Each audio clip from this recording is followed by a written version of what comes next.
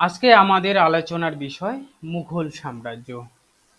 ইতিহাসের একটি গুরুত্বপূর্ণ বিষয়, গুরুত্বপূর্ণ একটি সাম্রাজ্য, যারা ভারতীয় উপমহাদেশে বৃহত্তর একটি দেখছো যেরকম করে এই উপমহাদেশে পুরোটাতেই সাম্রাজ্য বিস্তার করেছে কোনো না কোনো সম্রাট।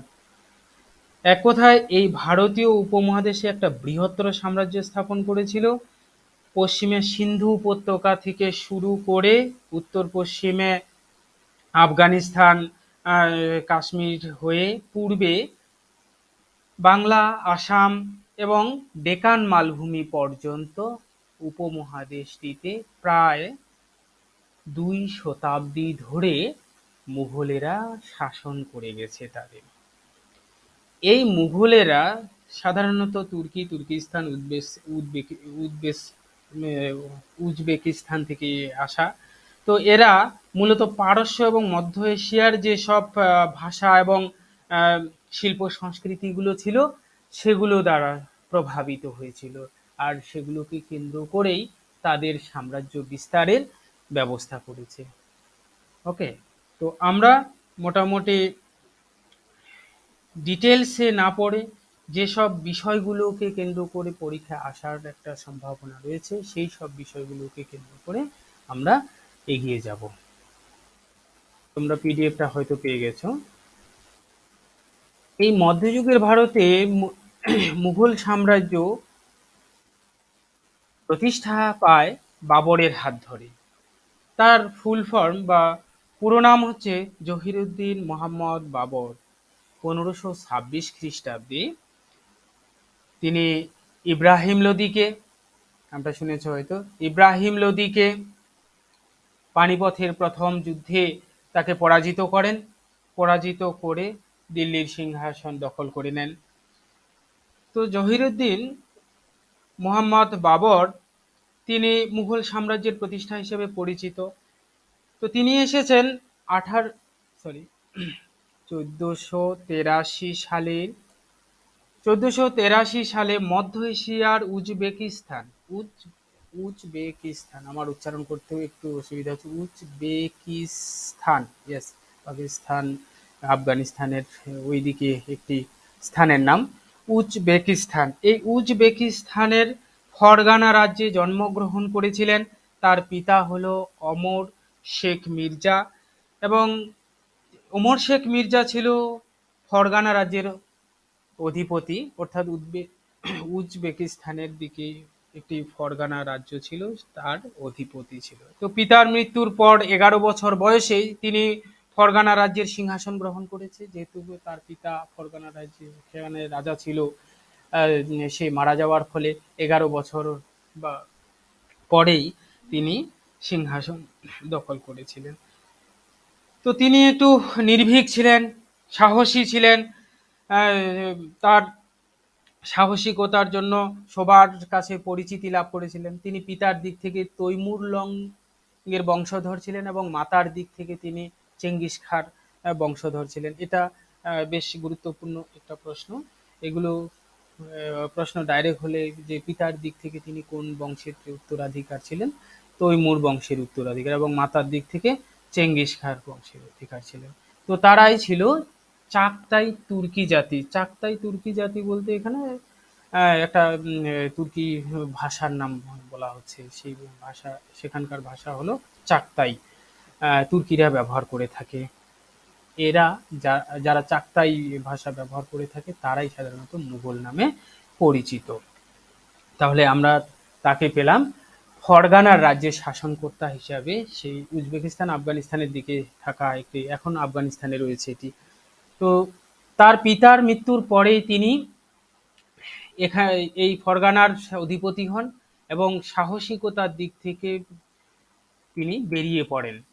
তো বাবরকে তার সততার জন্য কালান্ডারও বলা হতো। এটা খুবই ইম্পর্টেন্ট রয়েছে, বাবরকে তার সততার জন্য কালান্ডার বলা হয়। তো তাকে ভারত আক্রমণের জন্য আহ্বান করেছিল দৌলত খাঁ লোদি, তখন পাঞ্জাবের সুবাদার ছিল। এই দৌলত খাঁ লোদি ইব্রাহিম লোদির কাকা ছিল। সে তাকে পরামর্শ দিয়েছে ভারত তথা উপমহাদেশকে আহ, আক্রমণ করার জন্য। এর ফলে কি হলো, 1526 খ্রিস্টাব্দে এসে তিনি প্রথম পানিপথের যুদ্ধে ইব্রাহিম লোদিকে পরাজিত করেন এবং দিল্লির আহ, সিংহাসন দখল করে নেন। তো একটা কথা মনে রাখতে হবে, এই পানিপথের যুদ্ধে, প্রথম পানিপথের যুদ্ধে কামান, গোলা বারুদের ব্যবহার করা হয়। ওকে। তো ইব্রাহিম লোদি যেসব লক্ষাধিক সেনাবাহিনী থাকা সত্ত্বেও 12,000 সেনার কাছে তারা পরাজিত হয়ে যায়। কারণ আহ, বাবর ওই দিক থেকে আসার সময় অনেক পরিমাণে গোলা বারুদ, কামানের ব্যবহার করেছিল, তাতে সেই লক্ষাধিক সেনাবাহিনীও তাদের কাছে সেভাবে মানে পেরে উঠতে পারেনি। এর ফলে এই হাজার সেনাবাহিনী রুমি এবং তুঘলক নামক পদ্ধতি ব্যবহার করে যুদ্ধে জয়লাভ করে। এই পদ্ধতিগুলো সাধারণত তোমার একটি উন্নত পদ্ধতি ছিল যুদ্ধে। তো তার এই যুদ্ধে নেতৃত্ব দিয়েছিল উস্তাদ আলী এবং মুস্তাফা নামে এক মুস্তাফা নামে সেনাপতি। তারপর 1527 খ্রিস্টাব্দে ঘানুয়ার, এটা হবে খানুয়ার যুদ্ধ। খানুয়ার যুদ্ধে সংগ্রাম সিংহকে পরাজিত করে রাজপুত দখল করে নেয়। যারা সাহসী, সবচেয়ে বেশি যোদ্ধা ছিল তাদেরকেও তারা সে পরাজিত করে এবং বাবর তার সাম্রাজ্যকে শক্তিশালী, সবচেয়ে প্রতিদ্বন্দ্বী ছিল রাজপুতরাই এই ভারতবর্ষে, তো তাদেরকেও পরাজিত করে তিনি একটি শক্তিশালী সাম্রাজ্য প্রতিষ্ঠা করলেন। তো এই যুদ্ধের পর তিনি গাজী উপাধি ধারণ করেছিলেন। এই যুদ্ধ বলতে এখানে খানুয়ার যুদ্ধের কথা বলা হচ্ছে। 1528 খ্রিস্টাব্দে চান্দেরির যুদ্ধে রাজপুত রাজা মেদিনী রায়কে পরাজিত করে চান্দেরির দুর্গ দখল করে নেয় এবং 1529 খ্রিস্টাব্দে ঘরঘরার যুদ্ধে আফগান রাজা মামুদ লোদিকে, অর্থাৎ ইব্রাহিম লোদির ভাইকে পরাজিত করে। এখানে প্রিন্টিং মিস্টেক হয়েছে, লয় ওকার হবে। বাবর ছিলেন মধ্য এশিয়া ও ভারত, তৈমুর ও আকবরের যোগসূত্র। বলেছিলাম যে তৈমুর লঙ্গের দিক থেকে তিনি উত্তরাধিকার ছিলেন, মধ্য এশিয়া থেকে এসেছেন। তো 30 ডিসেম্বর 1530 খ্রিস্টাব্দে আগ্রার আরামবাগে তার মৃত্যু হয় এবং তার দেহ নিয়ে যাওয়া হয় আরামবাগ থেকে কাবুলে, সেখানে তাকে সমাধি দেওয়া হয়। বাবর তুর্কি ভাষায় তার আত্মজীবনী তুহুক-ই-বাবরি লিখেছেন। এটা তুর্কি ভাষায় লিখেছেন, তুহুক-ই-বাবরি লিখেছিলেন। এটি ক্লাসিক সাহিত্য, ক্লাসিক সাহিত্য বলতে বলা হচ্ছে ধ্রুপদী সাহিত্যে। বাবরকে বলা হতো রাতের কবি, অর্থাৎ তিনি অনেক কাব্য কবিতাও লিখেছিলেন। গুরুত্বপূর্ণ বিষয়গুলো সবচেয়ে বেশি এইখান থেকেই অবজেক্টিভ ধরনের প্রশ্ন এসে থাকে, যে তিনি নিজেকে বাদশাহ ঘোষণা করেছিলেন এবং ভারতে মুঘল সাম্রাজ্যের সূচনা বাবরের হাত ধরেই হয়েছে। বাবরের জীবনীর নাম বাবরনামা বা তুজুক-ই-বাবরি এবং পানিপথের প্রথম যুদ্ধে 1526 সালে ইব্রাহিম লোদিকে পরাজিত করে মুঘল শাসন প্রতিষ্ঠা করেন। এই যে মুঘল সাম্রাজ্যের বাবরকে কেন্দ্র করে প্রতিষ্ঠা হলো, প্রায় 2 শতাব্দী ধরে তোমার সেই সাম্রাজ্য প্রতিষ্ঠিত হলো। তো তাদের প্রত্যেকের নামগুলো মনে রাখার জন্য যে একটা প্রচলিত রয়েছে এখানে, যতজন নাম, যতজন শাসক রয়েছে, তোমার একটা শ্লোক বা স্তবক প্রচলিত রয়েছে। বাবার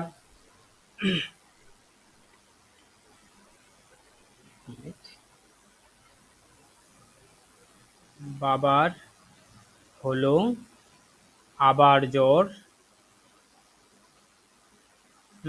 বাবার হলো আবার জ্বর, সারিল ঔষধে। আশা করি প্রত্যেকের জানা আছে। বেশ, তাহলে প্রত্যেকটা শব্দের শুরুর মানে তোমার বর্ণকে কেন্দ্র করে মুঘল সাম্রাজ্যের শাসকদের নামকরণ করা হয়েছে, অর্থাৎ এগুলোকে অ্যাক্রোনিম বলা হয়ে থাকে সাধারণত। বলো।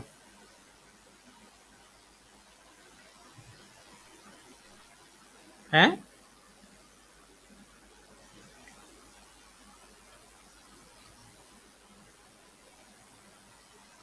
আচ্ছা।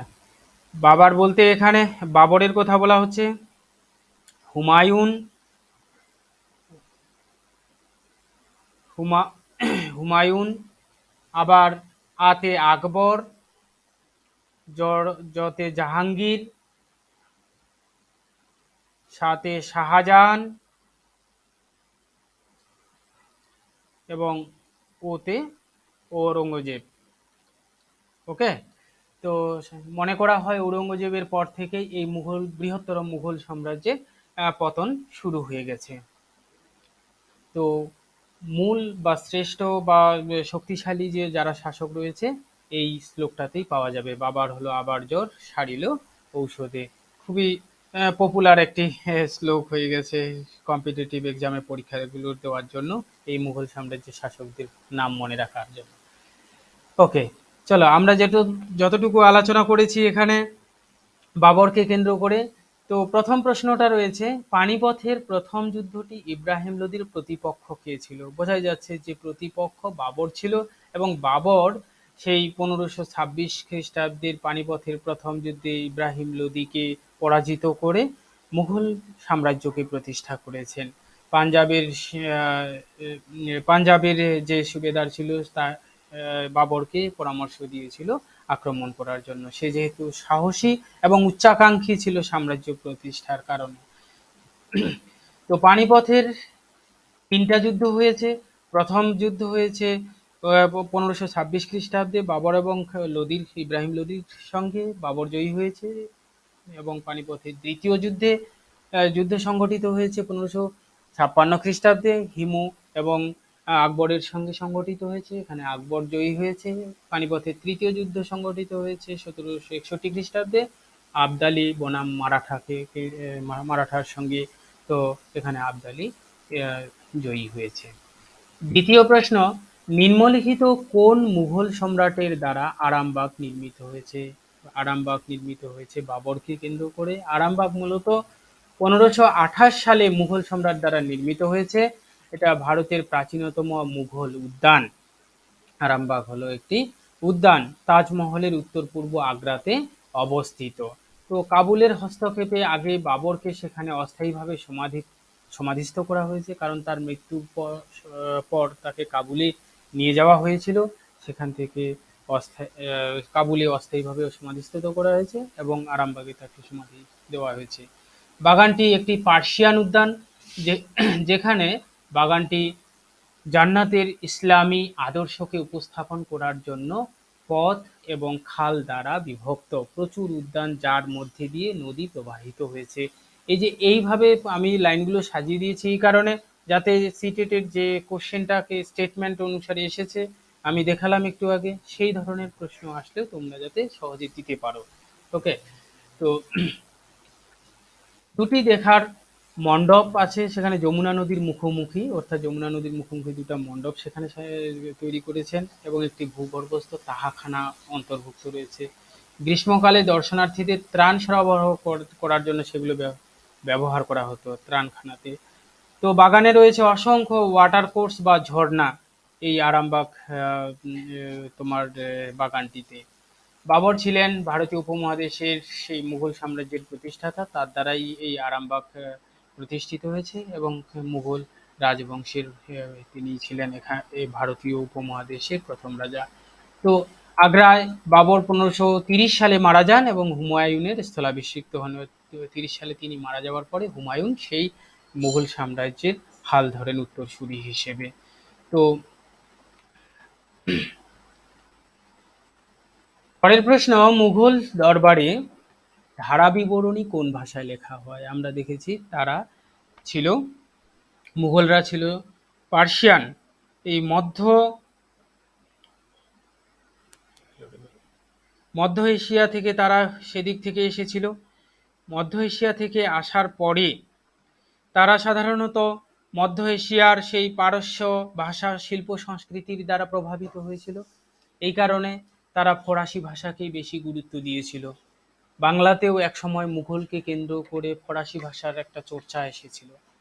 তো যাই হোক, ফরাসি ভাষা তারা ধারা বিবরণী রচনা, অর্থাৎ যতগুলো মানে শিল্প সংস্কৃতি সাহিত্যের চর্চা হয়েছিল বেশিরভাগটাই, সবটা বলা যাবে না, বেশিরভাগটাই ফরাসি ভাষায় চর্চা হয়েছিল। তো ফরাসি ভাষায় মুঘল দরবারে ধারা বিবরণী লিখিত হয়েছিল, এটা সরকারি ভাষা হিসেবে তারা গ্রহণ করেছিল। তো আকবরনামার মতো মুঘল ইতিহাস ফরাসি ভাষায় লেখা হয়েছিল। উর্দু, হিন্দি থেকে ফার্সির সংমিশ্রণ থেকে এসেছিল। হ্যাঁ, উর্দু হিন্দির সাথে ফরাসির সংমিশ্রণ, কতগুলো সেখানে ভাষাগত বা শব্দের প্রভাব দেখা দিয়েছিল। তো মুঘল সম্রাটদের দ্বারা নির্দেশিত ধারা বিবরণীর সাম্রাজ্য এবং এর দরবার অধ্যয়নের জন্য একটা গুরুত্বপূর্ণ উৎস। অর্থাৎ মুঘল সম্রাটদের দ্বারা যে ধারা বিবরণীগুলো লেখা হতো, যেসব রেকর্ড তৈরি করা হতো, সেগুলো থেকেও কিন্তু ইতিহাসের অনেক তথ্য পাওয়া গেছে। তো মুঘল ইতিহাসের লেখকরা বেশিরভাগই সভাসদ ছিল। অর্থাৎ আমরা যখন প্রাচীন যুগে বলে থাকি সভা কবি হিসেবে নিযুক্ত করা হতো, সেই রকম সভাসদরাই লেখক হিসাবে সেখানে যুক্ত ছিল। তো মুঘলরা চুগতাই বা চাগতাই, হ্যাঁ, এই ধরনের যে শব্দ ব্যবহার করা হয়ে থাকে, সে তুর্কি ভাষায় বা তুর্কি ভাষা বেশি প্রভাবিত হয়েছিল। তো তুর্কি তাদের যে মাতৃভাষা, তাই প্রথম শাসক বাবর এই ভাষায় কবিতা এবং তার স্মৃতিকথা রচনা করেছিলেন। অর্থাৎ বাবরকে এই যে কারণে কবি বলা হতো, তো তার মাতৃভাষা তুর্কি হওয়ার কারণে ওই চাকতাই তুর্কি যেগুলো, সেই ভাষাতেই তিনি কবিতা লিখেছিলেন। 1528 খ্রিস্টাব্দে চান্দেরিতে কে রাজপুতদের পরাজিত করেন। এই যে রাজপুতদের পরাজিত করে বাবর মুঘল সাম্রাজ্যকে শক্তিশালী করেছিলেন এই ভারতীয় উপমহাদেশে। 1528 খ্রিস্টাব্দে বাবর চান্দেরি যুদ্ধে রাজপুতদের পরাজিত করেছিলেন। চান্দেরি যুদ্ধে রানা সঙ্গের অন্যতম প্রধান সহযোগী মেদিনী রায়কে সেখানে পরাজিত করে বাবর জয়ী হয়েছিলেন এবং সারা ভারতবর্ষে তিনি একটি শক্তিশালী সাম্রাজ্য প্রতিষ্ঠা করতে সমর্থ হয়েছিলেন। এরপর বাবরের মৃত্যুর পর হুমায়ুন তিনি স্থলাভিষিক্ত হয়েছিলেন। তিনি কাবুলে 1508 খ্রিস্টাব্দে জন্মগ্রহণ করেন এবং তার পিতা বাবর, মাতা ছিলেন মহিম বেগম। তো হুমায়ুন কোনো খারাপ গোলাপ পছন্দ করতেন না, এটা তার চরিত্রের অন্যতম বৈশিষ্ট্য। হ্যাঁ, হুমায়ুন কখনো খারাপ গোলাপ পছন্দ করতেন না। হুমায়ুন ছিলেন বাবরের বড় ছেলে, সেই উত্তরাধিকার সূত্রে তিনি সাম্রাজ্যের অধিপতি হন এবং দিনপানাহ দিল্লিতে তার দ্বিতীয় রাজধানী স্থাপন করেন। দিল্লির দিনপানাহতে তিনি তার রাজধানীকে স্থাপন করে ফেলেছিলেন।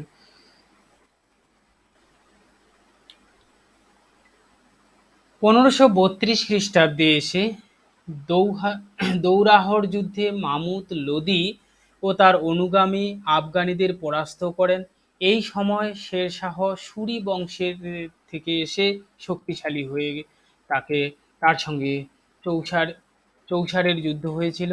শেরশাহ সেখানে জয়ী হয়েছে।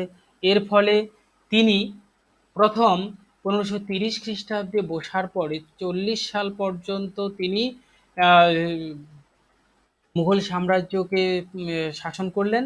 39-এর শেষের দিকে অর্থাৎ 40 সাল পর্যন্ত শের শাহের কাছে চৌসারের যুদ্ধে হেরে যান, পরাজিত হয়ে তিনি পালিয়ে যান, কোনো রকমের যে প্রাণ বাঁচান এবং 1540 খ্রিস্টাব্দে কৌনজ বিলগ্রামের যুদ্ধে হুমায়ুন শের শাহের নিকট পরাজিত হয়ে পারস্যে পালিয়ে যান এবং মুঘল সাম্রাজ্যের সুর বংশের প্রতিষ্ঠা, মুঘল সাম্রাজ্যে শের শাহকে কেন্দ্র করে সুর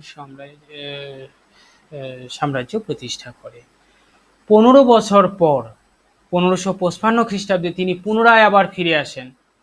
পুনরায় ফিরে এসে তিনি কাবুল কান্দাহারের পাশাপাশি আবার শের শাহের বিরুদ্ধে তোমার বিদ্রোহ ঘোষণা করেন এবং আগ্রাকে দখল করে মুঘল সাম্রাজ্যের পুনঃপ্রতিষ্ঠা করেন এবং সুর সাম্রাজ্যের পতন হয়ে যায়। এইখানে বৈরাম খাঁ একজন দক্ষ বিচক্ষণ পরামর্শদাতা ছিল। সেই বৈরাম খাঁর সহযোগিতায় তিনি ভারত জয়ের স্বাদ পেয়েছিলেন।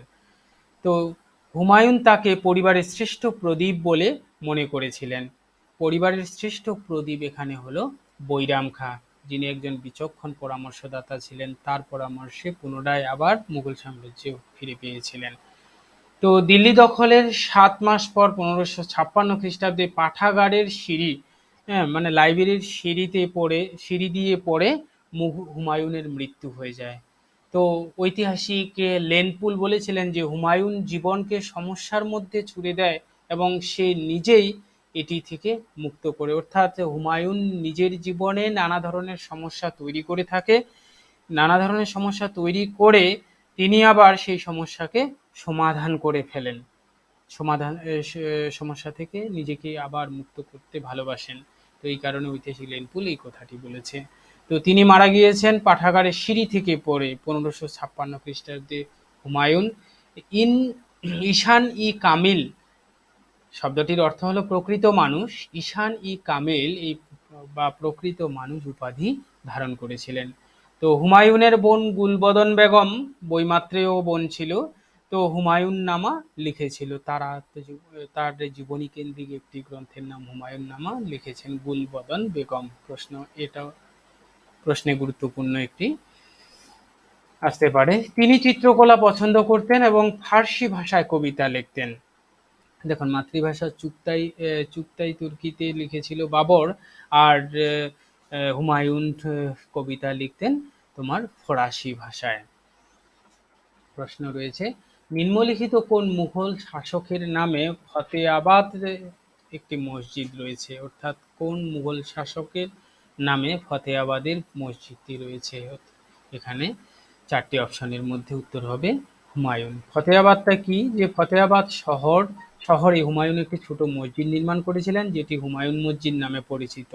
তো দ্বিতীয় মুঘল সম্রাট হুমায়ুন শের শাহ সুরির কাছে পরাজিত হয়ে ফতেয়াবাদ শহরে বসবাস করতেন বলে এই মসজিদটি নির্মিত হয়েছে। এই ফতেয়াবাদে যে মসজিদটি নির্মাণ হয়েছে সেটা হুমায়ুন মসজিদ নামে পরিচিত।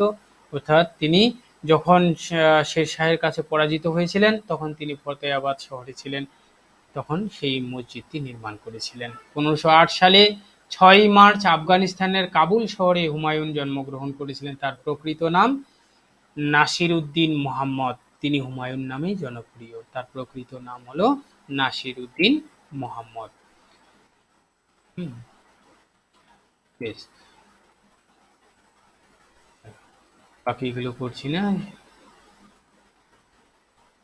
পরের প্রশ্ন রয়েছে, চৌসার যুদ্ধ কবে সংগঠিত হয়? চৌসার যুদ্ধ কবে সংগঠিত হয়? চৌসার যুদ্ধ সংগঠিত হয় 1539 সালে। 1539 সালে 26শে জুন চৌসার যুদ্ধটি সংগঠিত হয়েছিল হুমায়ুন ও শের শাহের মধ্যে। তিনি সুর বংশের প্রতিষ্ঠাতা ছিলেন। সুর বংশের শক্তিশালী হয়ে যাওয়ায় দ্বিতীয় মুঘল সম্রাট হুমায়ুনকে পরাজিত করেছিলেন। 1539 সালে চৌসার যুদ্ধে শের শাহ হুমায়ুনকে পরাজিত করেন এবং তিনি শেরশাহ সুরির সমাধি বিহারের সাসারামে হয়েছিল। চৌসার যুদ্ধ ছিল মুঘল সম্রাট হুমায়ুন এবং আফগান শেরশাহ সুরির মধ্যে একটি উল্লেখযোগ্য সামরিক দ্বন্দ্ব, যার মধ্যে দিয়ে মুঘল সাম্রাজ্যের একটা বিপদ ডেকে এনেছিল। শেরশাহ বিজয়ী হয়েছিলেন এবং নিজে ফরিদ আল দিন শের শাহের মুকুট পরিয়ে দেন। তিনি নিজেকেই ফরিদ আল দিন শের শাহের মুকুট পরিয়ে দেন। সেই মুকুটটার নাম ছিল ফরিদ আল দিন। তো শের খান হুমায়ুনকে চৌসা, হ্যাঁ, এবং কৌনজ এই দুইটা যুদ্ধে, চৌসারের যে এবং কৌনজের যুদ্ধে পরাজিত করেছিলেন। তাকে ইরানে পালিয়ে যেতে বাধ্য করেন। মধ্য পারস্যে তিনি পালিয়ে গিয়েছিলেন। ইরানে হুমায়ুন সাভাভিদ শাহের কাছ থেকে তিনি সাহায্য পেয়েছিলেন। ইরানের যে অধিপতি ওই সময় ছিল সাভাভিদ শাহ। এই সাভাভিদ শাহের কাছ থেকে সহযোগিতা পেয়েছিলেন এবং বৈরাম খানের সহযোগিতায় পরবর্তীকালে পুনরায় হুমায়ুন আবার মুঘল সাম্রাজ্যকে ফিরে পেয়েছিলেন। তো 1555 সালে যখন তিনি পুনরুদ্ধার করেন তখন শের মন্ডল গ্রন্থাগারে দুর্ঘটনার পর তিনি মারা যান। ওই যে পাঠাগারটার কথা বললাম যেখানে সিঁড়ি থেকে পড়ে মারা গিয়েছিলেন, তার নাম হলো শের মন্ডল। বলো। শোনা যাচ্ছে।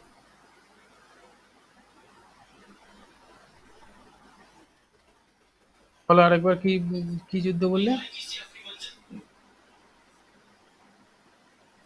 হুম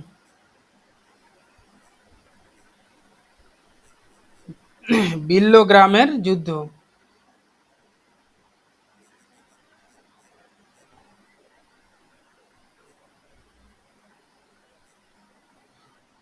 হ্যাঁ, অবশ্যই বিল্লগ্রামের যুদ্ধ ওই একই সঙ্গে হয়।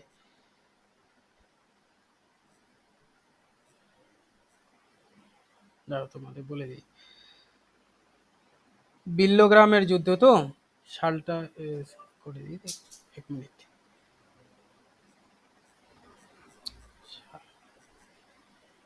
লিখে রেখেছিলাম।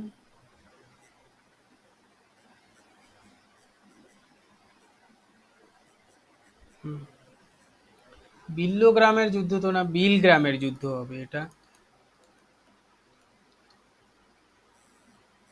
বিল গ্রামের যুদ্ধ এটা। আর কনৌজের যুদ্ধ একই। হুমায়ুনের সঙ্গে শের শাহের সেই বিলগ্রাম জায়গাটাতে সেটা সংগঠিত হয়েছিল 1540 খ্রিস্টাব্দে। ওকে। হুমায়ুন কোথাও কোথাও হয়তো বিল্ল ফলা একটা আছে, কোনো কোনো বইয়ে হয়তো। এটা দেখে নেবে, তবে অসুবিধার কিছু নেই। আহ, আচ্ছা, এরকমটাও থাকতে পারে, বফলাও থাকতে পারে। ওকে। বা বিলগ্রামের যুদ্ধও থাকতে পারে, একই সেম হবে। চলো, হুমায়ুনের সমাধি কোথায় অবস্থিত? হুমায়ুনের সমাধি যে মারা যাওয়ার পরে দিল্লিতে সে তার সমাধিটি রয়েছে। তো কবরটি হুমায়ুনের স্ত্রী সম্রাজ্ঞী বেগা বেগম 1558 সালে স্থাপন করেছিলেন, এবং মিরাক মির্জা গিয়াস এবং সাইয়েদ মুহাম্মদ এরা ছিল স্থপতি। হ্যাঁ, তারা নকশা করেছিল তার সেই সমাধিটির জন্য। তো এটি লাল বেলে পাথর ব্যবহার করে গঠিত হয়েছে। প্রথম এই লাল বেলে পাথর ব্যবহার করে কোনো স্থাপত্য বা সমাধি তৈরি করা হয়েছে।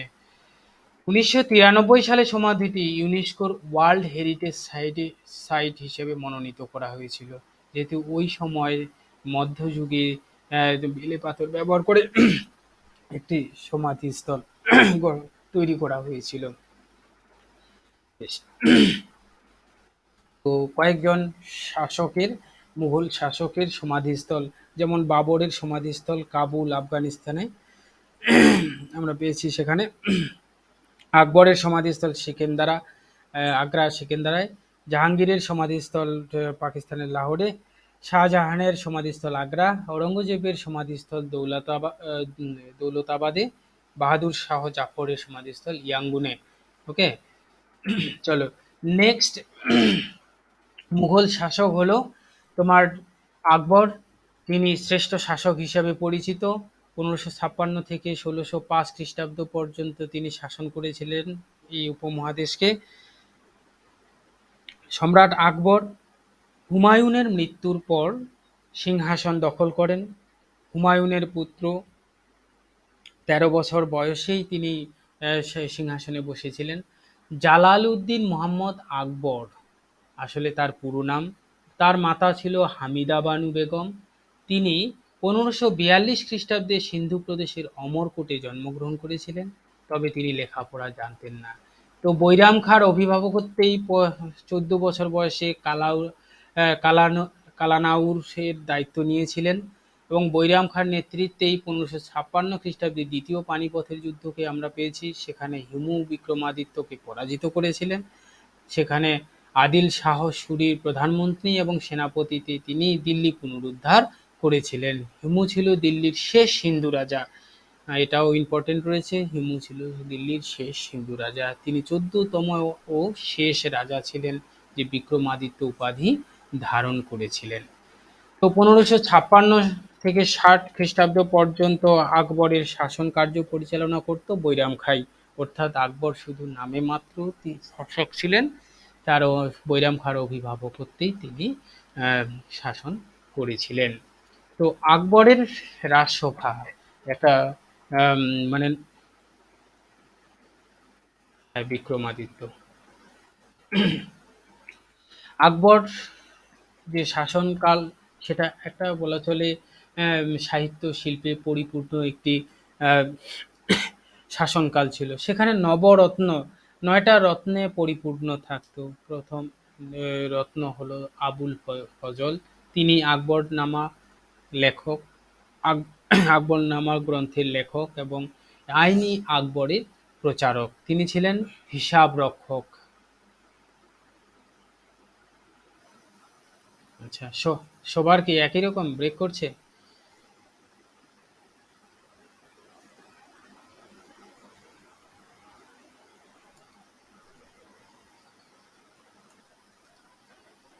দেখো, নবরত্ন বা নয়টা রত্নের মধ্যে আবুল ফজল হলো একজন গুরুত্বপূর্ণ রত্ন। তিনি আকবরনামার লেখক এবং আইনি আকবরীর প্রচারক ছিলেন। তো তিনি আকবরের রাজসভায় হিসাব রক্ষক ছিলেন এবং তিনি মুঘল সেনাবাহিনীর সেনানায়কও ছিলেন। আরেকজন হলেন ফৈজি, তিনি ঐতিহাসিক আবুল ফজলের ভ্রাতা। তিনি আকবরের সভাকবি ছিলেন এবং নবরত্নের মধ্যে একজন। তিনি লীলাবতীকে ফার্সি ভাষায় অনুবাদ করেছিলেন। তো তানসেন তার মধ্যে একজন উল্লেখযোগ্য। তিনি হলেন রামতনু পাণ্ডে, তার প্রকৃত নাম হলো রামতনু পাণ্ডে। তিনি একজন যন্ত্রবাদক ছিলেন। তো তিনি গোয়ালিয়র, ও কার্ডটা এই কার্ডটা একটু আগে হবে। তিনি গোয়ালিয়রের হিন্দু পরিবারে জন্মগ্রহণ করেছিলেন এবং রাজা রামচন্দ্রের সভায় বাদক হিসাবেও আসায় তিনি আকবরের দৃষ্টিগোচর করেছিলেন। তাই তানসেন তখন আকবরের রাজসভায় একজন যন্ত্রবাদক হিসাবে যুক্ত হয়েছিলেন। তো তার বিখ্যাত রাগ ছিল মেঘ মলহার ও দীপক। আরেকজন রত্ন হলো রাজা বীরবল। বীরবলের নাম আমরা অনেক গল্প কথায় জেনেছি। তার আসল নাম হলো মহেশ দাস। তিনি আকবরের সাম্রাজ্যের শাসন কার্যে সঙ্গে যুক্ত ছিলেন এবং হাস্যরসিক সঙ্গীতজ্ঞ হিসেবে পরিচিতি লাভ করেছিলেন। তার ডাক নাম বীরবল, সেই নামেই তিনি বেশি পরিচিতি লাভ করেছিলেন। আকবর তাকে রাজা উপাধি দিয়েছিল। আরেকজন হলেন রাজা টোডরমল। টোডরমল ছিলেন আকবরের রাজস্ব বা অর্থমন্ত্রী। রাজস্ব সংগ্রহ করার ক্ষেত্রে তিনি ছিলেন পরামর্শদাতা। সাম্রাজ্যের উন্নয়নের জন্য সাম্রাজ্যের কয়েকটি ভাগে তিনি ভাগ করেছিলেন। তার তৈরি করা পদ্ধতির উপর ভিত্তি করেই মুঘল সম্রাটরা রাজ্য চালাতেন এবং তো শেরশাহের সঙ্গেও কাজ করেছিলেন। যখন হুমায়ুনকে পরাজিত করে শেরশাহ সুরবংশ প্রতিষ্ঠা করেছিল, তখন টোডরমল তার সঙ্গেও কাজ করেছিল। 1582 খ্রিস্টাব্দে আকবর তাকে সেরা উপাধি রাজা ও দেওয়ান-ই-অশরফ প্রদান করেছিলেন। আরেকজন হলেন রাজা মানসিংহ, যাকে আমরা পাই বাংলাতেও। বাংলার ডিহিদার মামুদ শরীফের কেন্দ্র করে এই মানসিংহই সবচেয়ে বেশি অত্যাচার এবং রাজস্ব আদায় করেছিল। যে মানসিংহ অম্বরের রাজা ছিলেন, তিনি আকবরের বশ্যতা স্বীকার করে সেনাবাহিনীতে যোগদান করেছিলেন এবং আকবরের প্রধান সেনাপতি ছিলেন রাজা মানসিংহ। পরবর্তীকালে অম্বরের রাজা বিহারী মলের কন্যাকে আকবর বিবাহ করে এবং তার পুত্র রাজা ভগবান দাসকে আকবরের সহকারী হিসেবে নিযুক্ত করেছিলেন। মানসিংহ ছিলেন আকবরের যুদ্ধ জয়ের মূল কাণ্ডারি অর্থাৎ প্রধান সেনাপতি ছিলেন। হলদিঘাটের যুদ্ধ, মেবার জয়, কাবুল অধিকার, উড়িষ্যা জয়ের প্রধান ভূমিকা পালন করেছিলেন মানসিংহ। তো পরের জন হলো আব্দুল রহিম খান-ই খান্না। আব্দুল রহিম ছিলেন একজন কবি এবং আকবরের সেনাপতির মধ্যে অন্যতম। তিনি বৈরাম খাঁর পুত্র ছিলেন, যিনি সেই অভিভাবক হিসাবে কাজ করেছিলেন। সেই বৈরাম খাঁর পুত্র হলো আব্দুল রহিম খান-ই খান্না। পরের জন হলো ফকির হাজিয়াউদ্দিন। তিনি ছিলেন আকবরের মুখ্য উপদেষ্টা এবং মোল্লাদ পিওজা, তিনি ছিলেন মুঘল সাম্রাজ্যের প্রধান উপদেষ্টা। তাই আকবরের আমলেই সবচেয়ে গুরুত্ব পেয়েছিলেন, তাকে গুরুত্ব দেওয়া হয়েছিল। এরপর 1560 থেকে 1562 খ্রিস্টাব্দের মধ্যে তার সাম্রাজ্য যুদ্ধবিদ্যায় লিপ্ত হয়েছিল। এই সময়সীমাতে সবচেয়ে বেশি একটা ভাতৃঘাতী পরিস্থিতি তৈরি হয়েছিল। এই সময় তিনি ছোট থাকায় তার ভাতৃমাতা মহামঙ্গা বা মাঙ্গামা ছায়া সঙ্গীর মতো থেকেছে এবং বৈরাম খাঁর নেতৃত্বে তারা শাসন পরিচালনা করেছে। 1561 খ্রিস্টাব্দে এসে তারা মালব আক্রমণ করে এবং 1561 থেকে 64 খ্রিস্টাব্দ পর্যন্ত যুদ্ধ চলে এই মালবকে কেন্দ্র করে। বাহাদুরকে পরাজিত করে মুঘল সাম্রাজ্যের অন্তর্ভুক্ত করে। এই সময় সেনাপতি ছিল আদম খান এবং পীর মোহাম্মদ। 1564 খ্রিস্টাব্দে এসে মধ্যপ্রদেশের গড় কাটাঙ্গ আক্রমণ করেন। এই সময় রাজা ছিলেন রানী দুর্গাবতী। তিনি চিতোরের শরণাপন্ন হয়, কিন্তু তিনি পরাজিত হয়েছিলেন তার কাছে। দেখো একবার এখানে এই ধরনের যদি তোমরা চিহ্নগুলো দেখো, তাহলে এই একারটা আগে হবে। প্রিন্টিং মিস্টেকে একটু করে নেবে। তো আকবর সম্পর্ক স্থাপনের পদ্ধতিতে রাজ্য জয় করেছিলেন বেশিরভাগ। যুদ্ধ জয়ের থেকেও তিনি সম্পর্ক স্থাপনের মধ্যে দিয়ে রাজ্য জয় করার পক্ষপাতী ছিলেন। তো 1562 খ্রিস্টাব্দে তিনি অম্বর আক্রমণ করেন এবং রাজা বিহারীমল তার বশ্যতা স্বীকার করলে তার কন্যাকে বিবাহ করেন। এই বিবাহের মধ্যে দিয়েও তিনি সাম্রাজ্য বিস্তার করেছিলেন। 1572 খ্রিস্টাব্দে গুজরাট আক্রমণ করেছিলেন এবং তৃতীয় মুজাফফর শাহকে পরাজিত করেন। বুলন্দ দরওয়াজা ও ফতেপুর সিক্রি তৈরি করেন সেখানে। আকবর তাহলে বুলন্দ দরওয়াজা এবং ফতেপুর সিক্রি তৈরি করেছিলেন। 1576 খ্রিস্টাব্দে হলদিঘাটের যুদ্ধে রাজা মানসিংহ ও আসিফ খানের নেতৃত্বে রানা প্রতাপকে পরাজিত করে এবং রাজপুত সাম্রাজ্য পুরোপুরি দখল করে নিয়েছিলেন। রাজা মানসিংহের নেতৃত্বে বাংলা, বিহার ও উড়িষ্যা দখল করে নিয়েছেন। ওই যে আমি একটু আগে যেটা গল্প কথা বলেছিলাম, রাজা মানসিংহের নেতৃত্বে ডিহিদার মাহমুদ শরীফ সবচেয়ে বেশি বাংলা বিহারে রাজস্ব আদায়ে অত্যাচার করেছিল। 1591 খ্রিস্টাব্দে মান্দ্রেশ ও 1595 খ্রিস্টাব্দে বালুচিস্তান, ফান্দাহার তার সাম্রাজ্য অন্তর্ভুক্ত করে। এই 1586 খ্রিস্টাব্দে কাশ্মীর, 1593 খ্রিস্টাব্দে সিন্ধ তিনি যুক্ত করে নেন। 1599 খ্রিস্টাব্দে দৌলতাবাদে সুলতানা চাঁদ বিবিকে পরাজিত করে দাক্ষিণাত্য দখল করে এবং তার শেষ যুদ্ধ ছিল আশিরগড় আশিরগড় দুশ জয়, বা দুশ না, এটা দুর্গ হবে। হ্যাঁ, দুর্গ জয় 1601 খ্রিস্টাব্দে। 1605 খ্রিস্টাব্দে আকবরের মৃত্যু হয়। তার সাম্রাজ্য অন্তর্ভুক্ত হয়েছিল কাশ্মীর, সিন্ধ, কান্দাহার পর্যন্ত, অর্থাৎ বৃহত্তরভাবে তিনি তার সাম্রাজ্যকে স্থাপন করতে সমর্থ হয়েছিলেন। তো আকবর আগ্রা দুর্গ, লাহোর দুর্গ, হ্যাঁ, এবং এলাহাবাদ দুর্গ নির্মাণ করেছিল। বেশ, এটা ইম্পর্টেন্ট লাইন। আকবর আগ্রা দুর্গ, লাহোর দুর্গ এবং এলাহাবাদ দুর্গ নির্মাণ করেছিলেন। তিনি দিল্লিতে হুমায়ুনের সমাধি নির্মাণ করেছিলেন। হুমায়ুনের সমাধিটা তিনিই নির্মাণ করেছিলেন। আকবরকেই মুঘল সাম্রাজ্যের প্রকৃত প্রতিষ্ঠাতা হিসেবে বিবেচনা করা হয়ে থাকে এবং শ্রেষ্ঠ সম্রাট হিসেবেও তাকে অভিহিত করা হয়ে থাকে। এর মধ্যে দিয়ে গুরুত্বপূর্ণ একটি প্রশ্ন, যে আকবর কোন সালে প্রথম জিজিয়া কর শেষ করেন?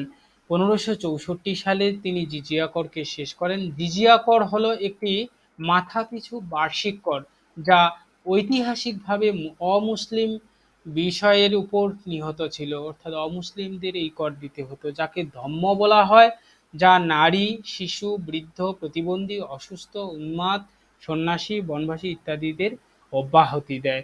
অর্থাৎ এখানে ধম্ম দিক থেকে এই নারী, শিশু, বৃদ্ধ, প্রতিবন্ধী ও অসুস্থ, উন্মাদ, সন্ন্যাসীদেরকে অব্যাহতি দেওয়া হয়েছিল জিজিয়া কর থেকে। হিন্দুদের উপর জিজিয়া ধার্য করা হয়েছিল এই কারণে যে এটি শরীয়তে উল্লেখিত ছিল না। শরীয়তে উল্লেখিত না থাকার কারণে হিন্দুদের উপর জিজিয়া কর ধার্য করা হয়েছিল। সুলতান ফিরোজ শাহ তুগলক তার রাজ্য জুড়ে শরিয়া প্রতিষ্ঠা করেছিল। শরিয়া বলতে কোরআনের কেন্দ্র করে এক শরিয়া আইন কানুনকে প্রতিষ্ঠা করেছিল। তিনি ব্রাহ্মণদের উপর জিজিয়া আরোপ করেন এবং একে একটি পৃথক কর বানিয়ে দেন। আসলে সুলতান ফিরোজ শাহ তুগলকে এই শরিয়াকে কেন্দ্র করে ব্রাহ্মণদের উপর জিজিয়া কর চাপিয়ে দেন এবং একটা পৃথক আইন বানিয়ে দেন। এটি 1564 সালে তৃতীয় মুঘল সম্রাট আকবর, এই 1564 সালে এসে তৃতীয় সম্রাট আকবর তিনি সম্রাট আকবর এটিকে অবলুপ্ত করেন। ঠিক আছে, 1564 খ্রিস্টাব্দে সম্রাট আকবর জিজিয়া করকে বিলুপ্ত করে দেন। বাল্যকালে কে আকবরের অভিভাবক ছিল? আমরা জানি খুব কম বয়সে আকবর মুঘল সাম্রাজ্যের তোমার শাসক হয়েছিলেন। তখন তাদের পরিবারের অন্যতম একজন সদস্য হিসেবে বৈরাম খাঁর অভিভাবকত্বে তোমার মুঘল সাম্রাজ্য পরিচালনা হতো। 1556 খ্রিস্টাব্দে আকবর কালানৌর বা এখন পাঞ্জাব নাম রয়েছে, রাজ্যের সিংহাসন আরোহণ করেছিলেন। ১৩ বছর বয়সে বৈরাম খাঁর অভিভাবকত্বে এই আকবর মুঘল সাম্রাজ্যের শাসন কার্য পরিচালনা করেছিলেন। তো তিনি মুঘল শাসক হুমায়ুনের সেনাবাহিনীর প্রধান ছিলেন। তাহলে বৈরাম খান হলো হুমায়ুনের সেনাবাহিনীর প্রধান। তো হুমায়ুন বৈরাম খাঁকে খান-ই-খানা উপাধি দিয়েছিলেন। হুমায়ুন বৈরাম খাঁকে খান-ই-খানা উপাধি দিয়েছিলেন। পানিপথের দ্বিতীয় যুদ্ধে বৈরাম খাঁ মুঘল সেনাবাহিনীর নেতৃত্ব দিয়েছিলেন। আকবর পুঁথিগত আমরা আগেই জেনেছি আকবরের পড়াশোনা ছিল না, পুঁথিগত শিক্ষায় তার কোনো ধরনের আগ্রহ ছিল না, কিন্তু তিনি কৌতূহলী ছিলেন। সব সময় তিনি নতুন বিষয় জ্ঞান অর্জনের চেষ্টা চালাতেন, নতুন নতুন বিষয় শিখতে চাইতেন। তিনি সর্বদাই ধর্মের প্রতি নতুন নতুন নীতি বিষয়ে শিক্ষা দিতে আগ্রহী ছিলেন। তো ১৫৭৮ খ্রিস্টাব্দে তিনি ইবাদতখানা প্রতিষ্ঠা করেন। অনেক গুরুত্বপূর্ণ এটি লাইন যে ১৫৭৮ খ্রিস্টাব্দে তিনি ইবাদতখানা প্রতিষ্ঠা করেছিলেন। এই ইবাদতখানা স্বধর্মের জ্ঞানী গুণীদের মধ্যে বিতর্ক সভার আয়োজন করা হতো। এই জ্ঞানের ভিত্তিতে আকবর ১৫৮২ খ্রিস্টাব্দে দ্বীন-ই-ইলাহি নামক নতুন ধর্মের প্রবর্তন করেছিলেন। তিনি পড়াশোনা পুঁথিগত বিদ্যা না জানলেও নতুন নতুন বিষয় শিখতে আগ্রহী ছিলেন। বিশেষ করে ধর্মীয় দিক থেকে নীতিশিক্ষা, নীতিজ্ঞান দিতে এবং নিতে ভালোবাসতেন। সেই দিক থেকে তিনি সর্বধর্মের জ্ঞানীগুণীদের জন্য একটা বিতর্ক সভার আয়োজন করতেন। তার সেই জায়গাটার নাম হলো ইবাদতখানা। তার ভিত্তিতে তিনি দ্বীন-ই-ইলাহি নামক একটি নতুন ধর্মে প্রবর্তন করেছেন ১৫৮২ খ্রিস্টাব্দে। হুমায়ুন দেশ ছেড়ে চলে যাবার পর ১৫৪২ খ্রিস্টাব্দে অমরকোটে আকবর জন্মগ্রহণ করেছিলেন। ১৫৫৬ খ্রিস্টাব্দে হুমায়ুনের আকস্মিক মৃত্যুর পরে তিনি বৈরাম খাঁকে কেন্দ্র করে কালানুর রাজ্যাভিষেক হয়েছিল। নিম্নলিখিতদের মধ্যে কে দ্বীন-ই-ইলাহির ধর্মের প্রবর্তক ছিলেন? তো আমরা একটু আগেই জেনেছি দ্বীন-ই-ইলাহি ধর্মের প্রবর্তক ছিলেন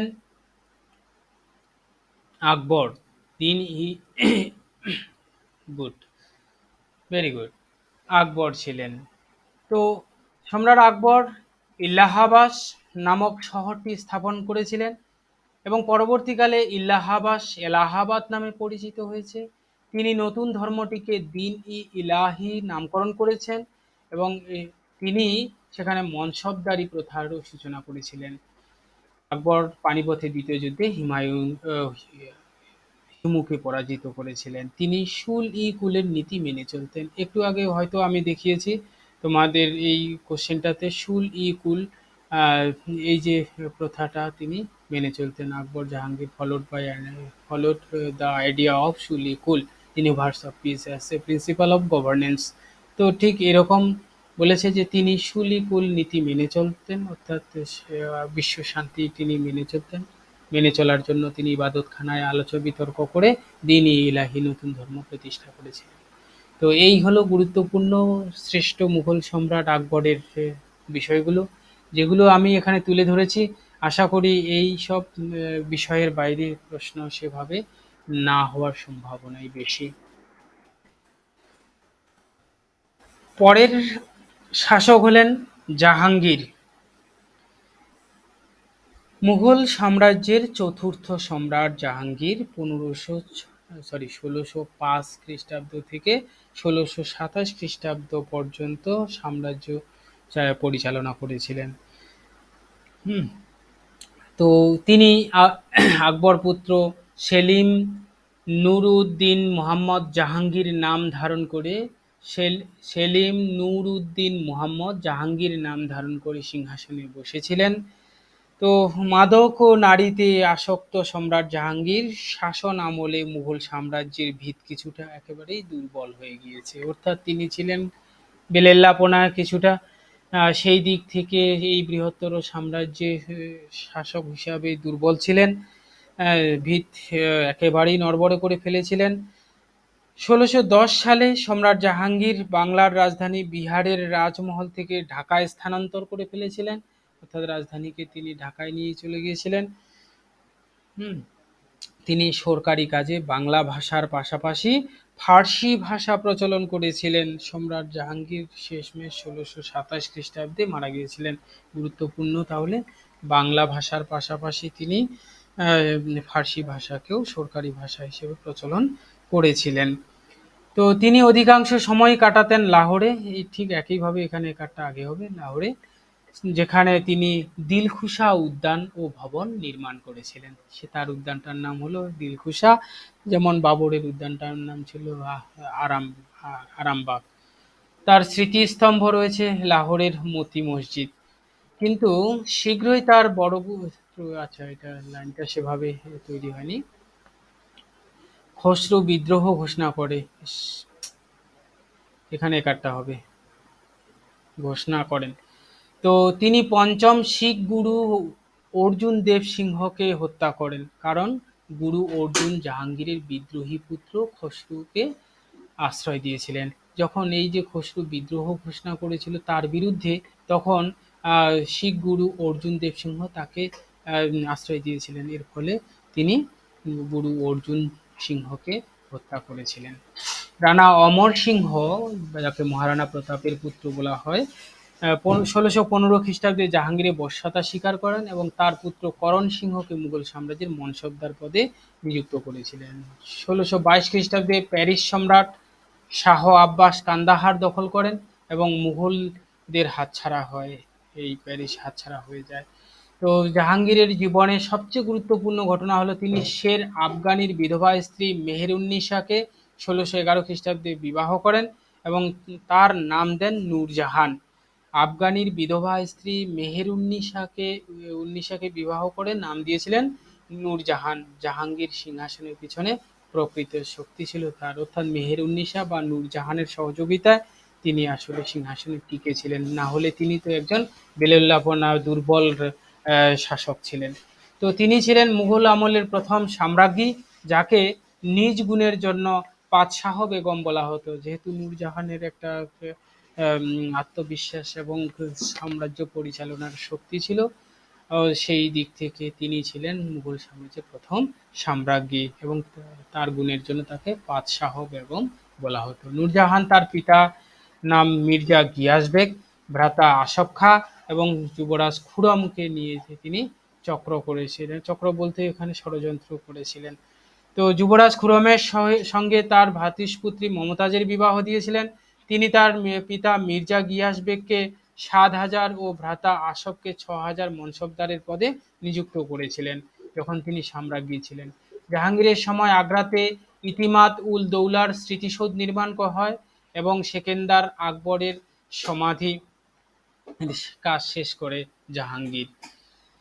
ঐতিহাসিক ক্যাপ্টেন হকিন্স ভারত ভ্রমণের সময় জাহাঙ্গীরের ৪০০ মনসবদার দেখে তাকে ইংলিশ খান বলেছিলেন, অর্থাৎ ৪০০ মনসবদার দেখে তাকে ইংলিশ খান বলে অভিহিত করেছিলেন। স্যার টমাস রো, এ কার্ডটা আগে হবে, টমাস রো তার রাজত্বকালেই ভারতে এসেছিলেন। জাহাঙ্গীরের রাজত্বকালে স্যার টমাস রো এই ভারতবর্ষে এসেছিলেন। তার সময়কালে মুঘল আমলের স্বর্ণ, বলো।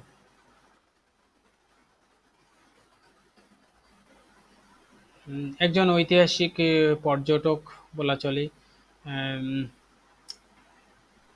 লেখক, সাহিত্যিক। তিনি ১৬১৫, হ্যাঁ, ইউরোপীয় মহাদেশ থেকে তিনি এসেছিলেন।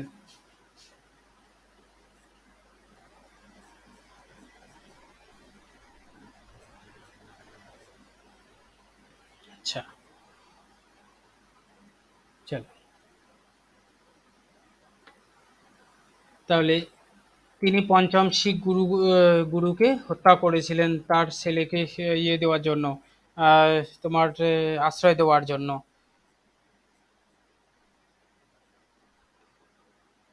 মেহেরুন্নিসা বা নূরজাহানকে পেয়েছি আমরা, তাকে বিয়ে করে নূরজাহান উপাধি দিয়েছিল স্যার টমাস রো। আমরা জানবো এখন স্যার টমাস রোকে।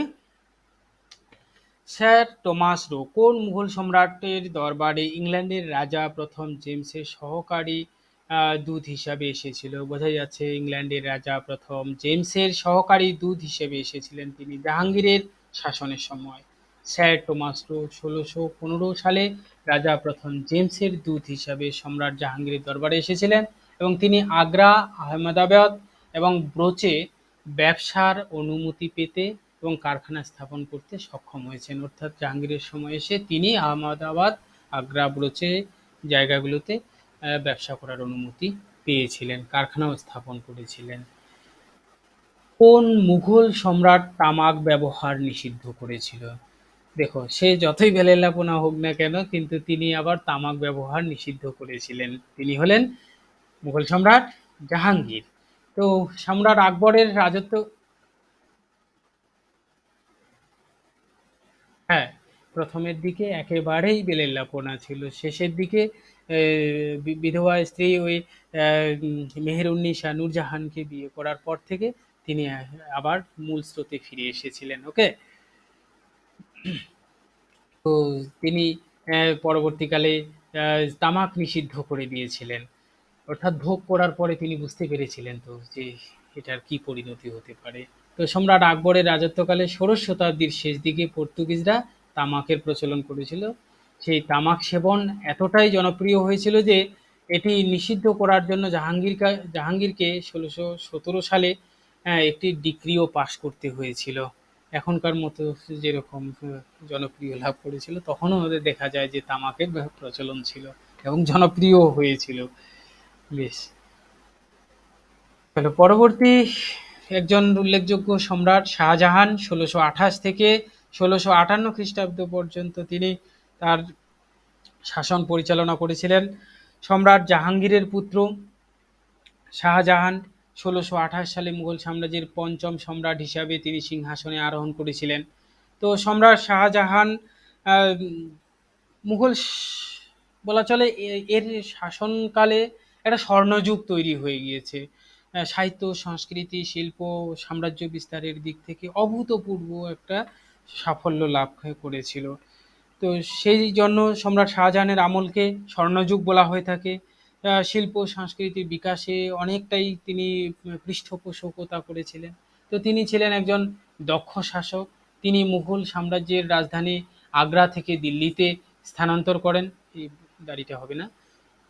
তার রাজত্বের প্রথম দিকে তিনি বুন্দেলখণ্ডের রাজা জুব্বর সিংকে যখন বিদ্রোহ ঘোষণা করেছিল, তাকে তিনি বশ্যতা স্বীকার করতে বাধ্য করেছিলেন, বিদ্রোহ দমন করিয়ে দিয়েছিলেন। শাহজাহান তার সাম্রাজ্য বিস্তারে সফল, মানে পুরোপুরি সফল হয়েছিলেন।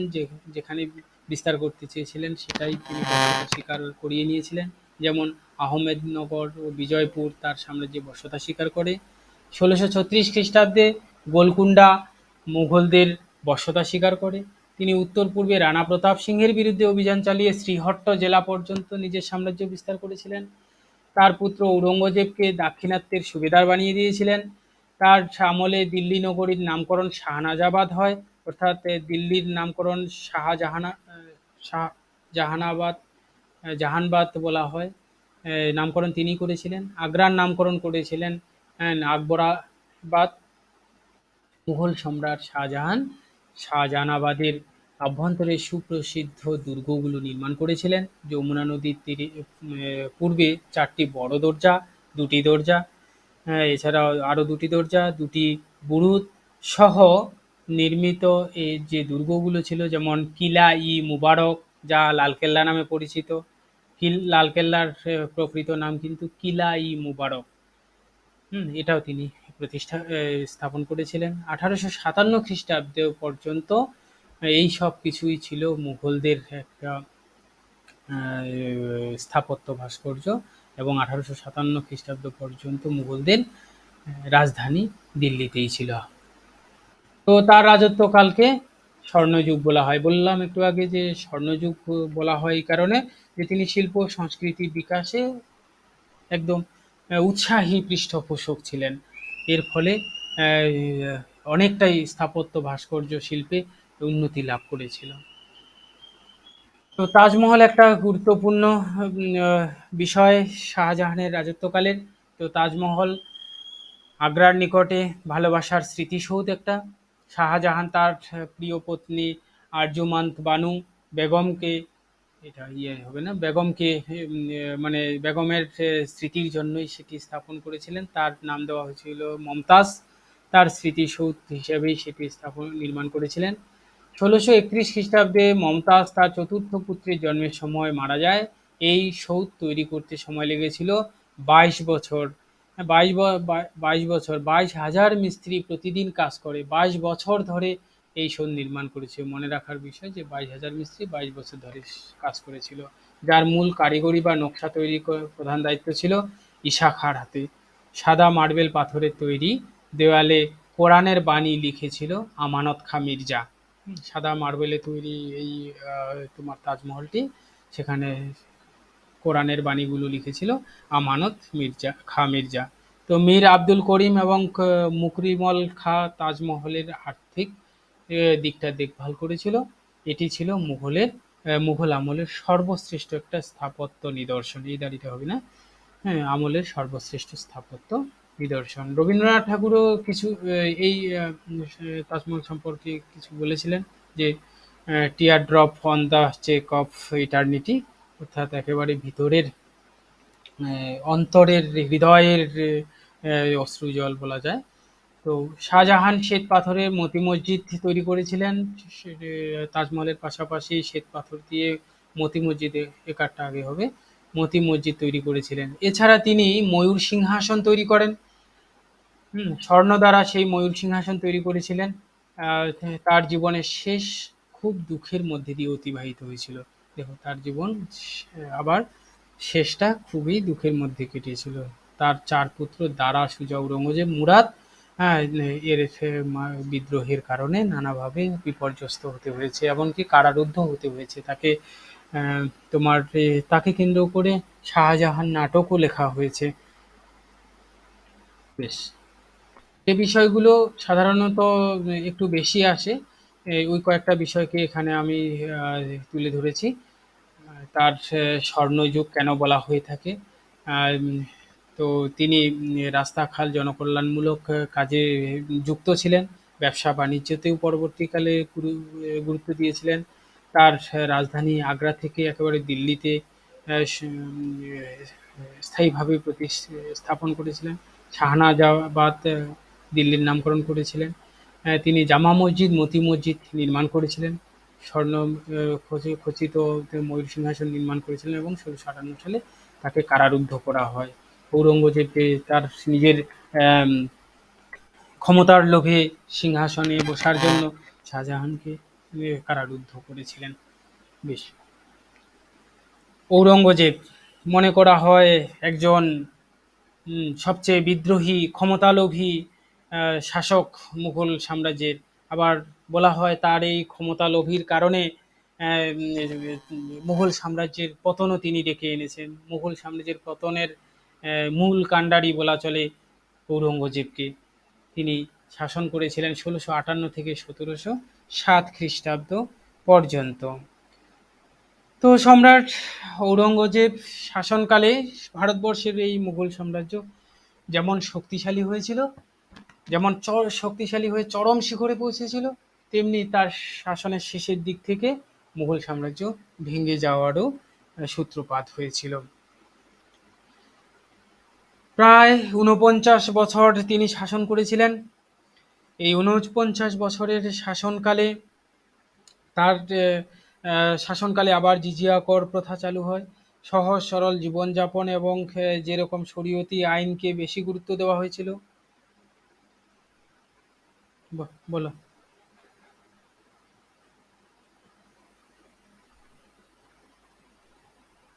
হ্যাঁ, এবং কূটকৌশলী ছিল খুব, মানে কূটনৈতিক বুদ্ধির মানুষ ছিল। যতজন আর ছিল মুঘল সাম্রাজ্যের, এই যে ২ শতক ধরে মুঘল সাম্রাজ্যের শাসকরা নানাভাবে শাসন করে গেছে, তাদের মধ্যে সবচেয়ে কূটকৌশলী এবং মানে বিচক্ষণ শাসক ছিল ঔরঙ্গজেব। তিনি আবার ক্ষমতালোভী ছিল। ক্ষমতার বাইরে সেভাবে আর কোনো ধরনের সম্পর্ক হোক বা আবেগ হোক, কোনো কিছুকেই গুরুত্ব দিতেন না। হ্যাঁ, ওই তো বললাম যে বিচক্ষণতা ছিল। হ্যাঁ, মানে বেশ, তিনি একেবারে শেষে নিজেকে জিন্দা পীর বলে তিনি অভিহিত করেছিলেন, আমরা পাবো একটু পরে। তো দেখা যায় তিনি শাহজাহানের ৪ পুত্র দারা শিখো, তোমরা বাংলায় নাটক একটা মনে হয়েছিল শাহজাহান লেখকের নাম, লেখকের নাম ঠিক বলতে পারছি না। এই সময় মনে পড়ছে না। ওই নাটকেও যদি দেখো, শাহজাহান, দ্বিজেন্দ্রলাল, হ্যাঁ হয়তো, আমি ঠিকই, দ্বিজেন্দ্রলাল রায়ের যে শাহজাহান নাটকটি রয়েছে, তো সেখানে খুব সুন্দরভাবে দেখানো হয়েছে। আচ্ছা, আচ্ছা। সেখানে খুব সুন্দরভাবে দেখা যায় শাহজাহানের সেই পরিণতিটা। সেখানে শাহজাহানকে যখন আম কারারুদ্ধ করছে, আ কোনোভাবে কোনো ধরনের আবেগকে তিনি প্রাধান্য দেননি ঔরঙ্গজেব। তার যে পিতা হয়, সেই পিতার জন্য যে কিছুটা অনুভূতি কাজ করে, সেই অনুভূতিটুকু তার ভিতরে হয়তোবা জাগে নাই। মানে এতটাই সেখানে তার ক্ষমতালোভী একটা মানসিকতা ছিল। তো শাহজাহানের ৪ পুত্র দারা শিকো, শাহ সুজা, ঔরঙ্গজেব, মুরাদ, এদেরকে তো আলাদা আলাদাভাবে এই যে শাসনের জন্য, দেখভালের জন্য পাঠিয়েছিল। তো এদের মধ্যে ঔরঙ্গজেব খুব সুকৌশলে নিজেকে প্রতিষ্ঠা করতে চেয়েছিল। তো এমতো অবস্থায় শাহজাহান যখন অসুস্থ হয়ে পড়েন, বানান বলেছে, তো তার পুত্রদের সেই প্রদেশের দায়িত্ব দেওয়ার সঙ্গে সঙ্গে ঔরঙ্গজেবকে দাক্ষিণাত্যের দায়িত্ব দেওয়া হয়। কিন্তু শুধু সে দাক্ষিণাত্যেই গণ্ডিবদ্ধ হয়ে থাকতে চায় না। তো তা আলাদা যাদের তিনি দিল্লির শাসন হিসাবে প্রতিষ্ঠা পেতে চান। কিন্তু আবার শাহজাহান দারাকে উত্তরাধিকার সূত্রে গ্রহণ করতে চান। এই কারণে তিনি সবচেয়ে বেশি উগ্র হয়ে ওঠেন। তো ঔরঙ্গজেব দারা শিকোকে ধর্মাট, শামুগড় ও দেওয়াইয়ের যুদ্ধে পরাজিত করেছিলেন এবং আততায়ী তারা নিহত করেন। হুম? তো সে সুকৌশলে তাদেরকে হত্যা করেছিলেন। তো ঔরঙ্গজেব ১৬৫৯ খ্রিস্টাব্দে জানুয়ারি মাসে খাজোয়ার যুদ্ধে সুজাকে পরাস্ত করেছিলেন। নিজের ভাইকে তিনি পরাস্ত করে নিহত করে ফেলেছিলেন সুকৌশলে। ১৬৯০ খ্রিস্টাব্দে ঔরঙ্গজেব সাম্রাজ্য পশ্চিম কাবুল থেকে পূর্বে চট্টগ্রাম ও উত্তরে কাশ্মীর থেকে দক্ষিণে কাবেরী নদী পর্যন্ত বিস্তৃত ছিল, বিস্তার করিয়েছিলেন। তো ঔরঙ্গজেবের নির্দেশে বাংলার শাসক মিহামুল্লাহ ১৬৬১ খ্রিস্টাব্দে কুচবিহার দখল করেছিলেন। হ্যাঁ, এবং স্থানটির নাম রাখেন আলমগীরনগর। দেখো, আলমগীরনগর কুচবিহারকে বলা হয়ে থাকে। তো ১৬৬৩ খ্রিস্টাব্দে অহোম রাজা, বর্তমানে যেটা আসাম বলে উল্লেখিত হয়েছে, এই অহোম রাজা জয়ধ্বজ মুঘলদের বশ্যতা স্বীকার করে সন্ধি স্থাপন করেছিলেন। শায়েস্তা খাঁ আরাকান রাজকে পরাজিত করে চট্টগ্রাম এবং মগ পর্তুগিজ জলদস্যুদের পরাজিত করে সন্দ্বীপ দখল করেন। ঔরঙ্গজেব উত্তর পশ্চিম সীমান্তে অগ্রসর নীতি অবলম্বন করেছেন, যাতে উত্তর পশ্চিম সীমান্তেও তার সাম্রাজ্য বিস্তার করতে পারেন। মীর জামুল্লাহ পরবর্তীকালে বাংলার গভর্নর নিযুক্ত হন। ঔরঙ্গজেবের মাতুল শায়েস্তা খাঁ তিনি পর্তুগিজদের দমন করে সন্দ্বীপ এবং আরাকান রাজকে পরাস্ত করে চট্টগ্রাম দখল করেন, অর্থাৎ বাংলাকে পুরোপুরিভাবে দখল করে নিয়েছিলেন।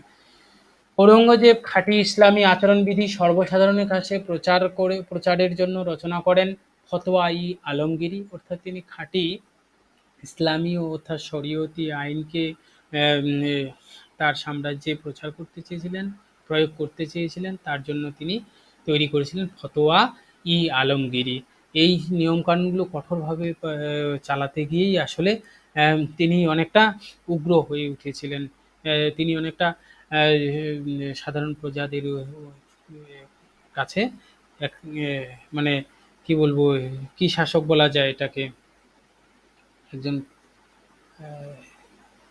কি বলা যায়, যিনি একেবারে জোর করে চাপিয়ে দিতেন, তাকে কি ধরনের শাসক বলে? স্বৈরাচারী শাসকে পরিণত হয়েছেন। বেশ। তো ঔরঙ্গজেবের রাজনৈতিক ব্যাপারে উলেমা নির্ভরতার বিরুদ্ধে প্রতিবাদী জানিয়েছিলেন দুজন মুসলিম অভিযাত্রা, মোহাম্মদ খাঁ এবং মির্জা লরা। আসলে উলেমাদেরকে কেন্দ্র করে তিনি আচরণবিধি তৈরি করতেন। তো জয়সিংহ, রামসিংহ, যশবন্ত সিংহ প্রভৃতি বিখ্যাত রাজপুত সেনাপতিরা ঔরঙ্গজেবের অধীনে কাজ করেছিল এবং উচ্চ পদে তারা ছিল। ঔরঙ্গজেব শিখদের নবম গুরু তেগ বাহাদুরকে হত্যা করেছিলেন। নবম গুরু তেগ বাহাদুরকে হত্যা করেছিলেন। তার বিখ্যাত উক্তি হলো শির দিয়া সার না দিয়া, শির দিয়া না সার দিয়া। এটার অর্থ বের করবে তো আমি অনেক খোঁজাখুঁজি করেছি, কোথাও পেলাম না। যে শির দিয়া সার না দিয়া, এই উক্তিটার মানে কি হতে পারে, অর্থ কি হতে পারে? ওকে, চেষ্টা করবে তো।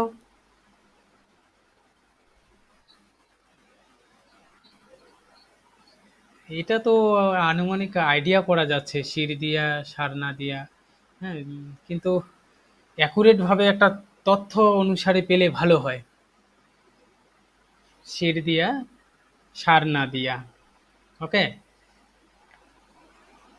বেশ, চলো। ঔরঙ্গজেব প্রধানত মারওয়ার বা মারওয়ার ও মেবার এই দুই রাজপুত রাজ্যের বিরুদ্ধে যুদ্ধে লিপ্ত হয়েছিলেন। অনেক সময় ধরে এই দুই জায়গাকে মানে রাজপুতদের সঙ্গে যুদ্ধে লিপ্ত ছিলেন। ঔরঙ্গজেব প্রায় দীর্ঘ ৩০ বছর ধরে ওদের সঙ্গে যুদ্ধে লিপ্ত ছিলেন। সহজে তারা বশ্যতা স্বীকার করে নাই।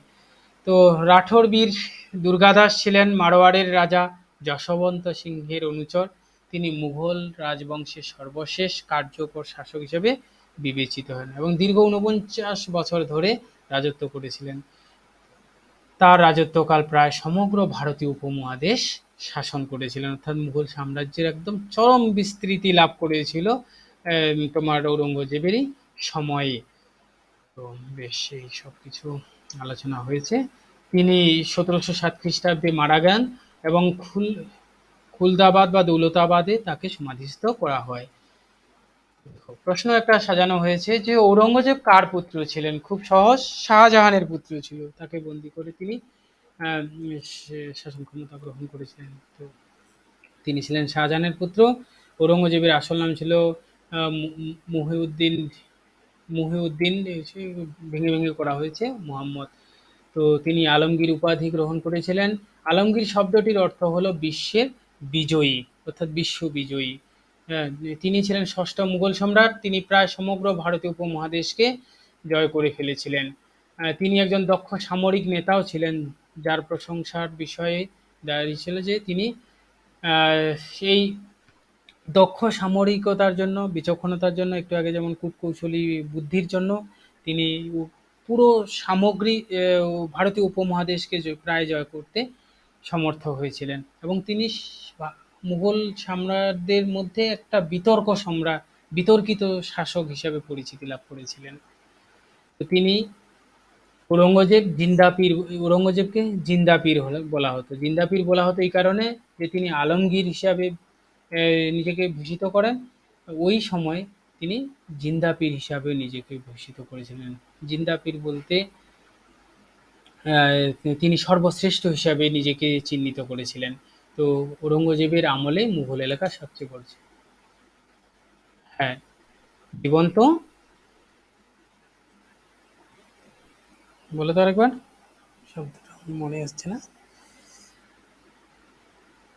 জীবন্ত সাধু মানে একেবারেই শ্রেষ্ঠ হিসেবে তিনি নিজেকে বিবেচনা করেছিলেন। তিনি নিষিদ্ধ করেছিলেন কি কি? গুরুত্বপূর্ণ এটা। তিনি নিষিদ্ধ করেছিলেন তার দরবারে গান বাজনা, কারণ তিনি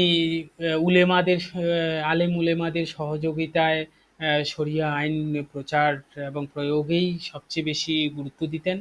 তো তার জন্য দরবারে গান বাজনা নিষিদ্ধ ছিল। সতীদাহ প্রথা বা ঝাড়খা দর্শন এগুলো বন্ধ ছিল। কালমা কলমা লেখা কলমা লেখা যে মুদ্রা কতগুলো দলিলের মতো করা হয় সেগুলো বন্ধ করা হয়েছে। হ্যাঁ, জ্যোতিষশাস্ত্র, হস্তরেখা কালকে রয়েছে ঠিক, সেগুলো বন্ধ করে দিয়েছে। তুলাদান প্রথাও বন্ধ করে দিয়েছিলেন তিনি। বেশ,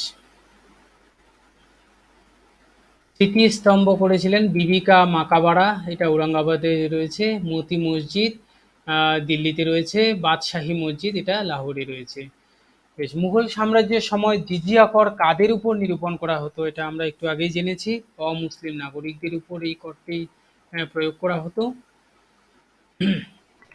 বেশ, এই যে কয়েকজন আমরা তোমার শাসকগণের আলোচনা করলাম, আশা করি পিটি পরীক্ষায় এই কয়েকটা সম্রাটের মধ্যে থেকেই প্রশ্ন আসার চান্স আছে। আর দু একজন যারা আছে এগুলো প্রায় অপ্রাসন। জিজিয়া কর অমুসলিম নাগরিকদের জন্যই ব্যবহার করা হয়েছে। যদি এ ধরনের তোমার অপশন থাকে তাহলে উত্তর হবে অমুসলিম নাগরিকদের জন্যই ব্যবহার করা হয়ে মানে সেটা প্রয়োগ করা হয়েছে। তো মুঘল সাম্রাজ্যের সময় জিজিয়া কর এই অঞ্চলে অমুসলিম নাগরিকদের জন্যই ব্যবহার মানে প্রয়োগ করা হয়েছিল, চালু করা হয়েছিল। ভারতে কুতুবউদ্দিন আইবক প্রথমবারের মতো জিজিয়া কর চাপিয়েছিল। ওকে, তো ষোড়শ শতাব্দীতে মুঘল শাসক আকবর জিজিয়া কর বাতিল করেছিল, কিন্তু সপ্তদশ শতাব্দীতে মুঘল শাসক ঔরঙ্গজেব আবার জিজিয়া করকে চালু করেছিল। কারণ ঔরঙ্গজেবকে আমরা দেখেছি ওই যে শরিয়া আইনকে চালু করতে লাগবে, সেই অনুসারে তারা আবার পুনরায় অমুসলিম বা তোমার হিন্দু সম্প্রদায়ের এক কথায় মুসলিমদের বাইরে অন্য সম্প্রদায়ের মানুষদের উপর এই করটি চালু করা হয়েছিল এক্সট্রা হিসাবে। আচ্ছা, একটা প্রশ্ন, যে মুঘল সাম্রাজ্যের শেষ শাসক কাকে বলা হতো? শেষ শাসক কে ছিল? কেউ বলতে পারবে? হ্যাঁ, আসলে ঔরঙ্গজেব হবে না, কারণ ঔরঙ্গজেবের শাসনের, তার মৃত্যুর পর থেকে মুঘল সাম্রাজ্য প্রায় পতনের দিকে শুরু হয়েছে, কিন্তু শেষ সে নয়। শেষ বলা হয় বাহাদুর শাহ, তাকে শেষ সম্রাট হিসাবে মানে চিহ্নিত করা হতো। সরি, বাহাদুর শাহ নয়, দ্বিতীয় বাহাদুর শাহ। কেউ বলো তো, গেস করো তো। দ্বিতীয় শাহ আলমকে বলা হচ্ছে। পলাশী যুদ্ধের সময় তিনি দ্বিতীয় আলমগীর মুঘল সম্রাট। প্রথম শাহ আলম না, বাহাদুর শাহী হবে শেষ সম্রাট।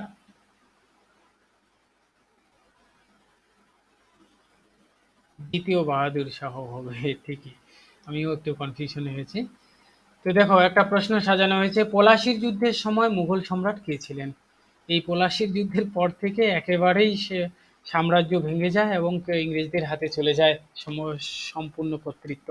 তো পলাশীর যুদ্ধের সময় দ্বিতীয় আলমগীর মুঘল সম্রাট ছিল, এবং দ্বিতীয় আলমগীর 1774 থেকে 29 নভেম্বর 1779 পর্যন্ত ভারতের মুঘল সম্রাট ছিলেন। তিনি ছিলেন জাহানদার শাহের ছেলে। বাকিগুলো আলোচনা করলাম না, এগুলো পিডিএফে দেওয়া আছে। তো পলাশীর যুদ্ধে তৎকালীন বাংলার নবাব সিরাজউদ্দৌলা এবং রবার্ট ক্লাইভের নেতৃত্বে ইস্ট ইন্ডিয়া কোম্পানির বাহিনীর মধ্যে যে যুদ্ধ সংঘটিত হয়েছিল, তো ইস্ট ইন্ডিয়া কোম্পানির আধিকারিকদের সুবিধার মধ্যে অনিয়ন্ত্রিত যে সুযোগ সুবিধাগুলো ছিল, বাংলার নবাব সিরাজউদ্দৌলা সেগুলো মেনে নিতে পারেনি।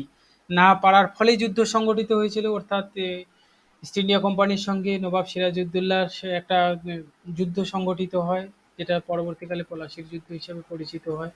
তো তার মধ্যে দিয়ে আবার বাংলায় নবাবী আমল পতন হয়, এবং দিল্লিতে মুঘল সাম্রাজ্যেরও পতন শুরু হয়, পতন হয়ে যায়। তো সিরাজউদ্দৌলা এখানে শুধু একটু বাংলার নবাব হিসেবে তাকে তার কয়েকটা বিশেষ বৈশিষ্ট্য তুলে ধরেছি, যে সিরাজউদ্দৌলা ছিলেন বাংলার শেষ স্বাধীন নবাব, যিনি আলীবর্দী খাঁর সিংহাসনে বসেন। তার শাসনকালে সমাপ্তি, ভারতের স্বাধীন শাসনের সমাপ্তি হয়, অর্থাৎ নবাব সিরাজউদ্দৌলার সঙ্গে সঙ্গে ভারতের স্বাধীন শাসন ব্যবস্থারও পতন হয়ে যায়। পরবর্তী 200 বছর কোম্পানির হাতে শাসন ক্ষমতা স্থির হয়ে যায়। তো তার রাজত্বের শেষের দিকে বাংলায় এবং পরবর্তীকালে প্রায় পুরো ভারতীয় উপমহাদেশটি ব্রিটিশ ইস্ট ইন্ডিয়া কোম্পানির হাতে চলে যায়, এবং ইংল্যান্ড থেকে ভারতকে শাসন করা শুরু হয়। এরপর মীর কাসিম সেই নবাবী আমলেরই একজন বিশিষ্ট ব্যক্তি। তিনি ব্রিটিশ ইস্ট ইন্ডিয়া কোম্পানির সহায়তায় নবাবের পদে অধিষ্ঠিত হয়েছিলেন। পরবর্তীকালে শ্বশুর মীর জাফরের স্থলাভিষিক্ত হয়েছিলেন, এবং মীর জাফর পলাশী যুদ্ধে ব্রিটিশদের সহযোগিতা করেছিলেন। ইস্ট ইন্ডিয়া কোম্পানির সমর্থনে তিনি পরবর্তীকালে নবাবও হয়েছিলেন। ওকে, তো এই পর্যন্তই আমি বিশেষ বিশেষ বিষয়গুলোকে আলোচনা করলাম। বাকি কয়েকটাকে আমি কম বেশি করে লিখে রেখেছি, এখানে পয়েন্ট আউট করে করে দিয়েছি। এই যতগুলো পয়েন্ট আউট করেছি, শুধু তোমরা মুখস্থ না করে চোখ বুলিয়ে বুলিয়ে যাবে।